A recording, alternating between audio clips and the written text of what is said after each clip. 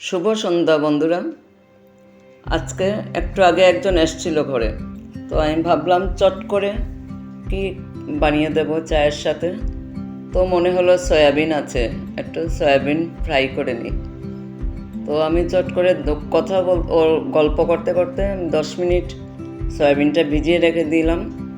ভিজিয়ে রেখে তারপর সয়াবিনের মধ্যে একটু কর্নফ্লাওয়ার দিয়ে দিয়েছি, হলুদ দিলাম, নুন দিলাম, আর তার সাথে একটু শুকনো লঙ্কার গুঁড়ো দিয়েছি, দিয়ে ভালো করে তেলের মধ্যে ফ্রাই করে নিয়েছি।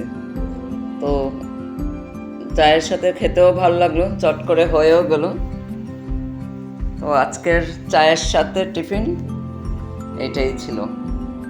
তো সবাইকে অনেক ধন্যবাদ, সবাই ভালো থেকো। আর সন্ধ্যার টিফিনটা কীরকম হলো সবাই বলে দিও।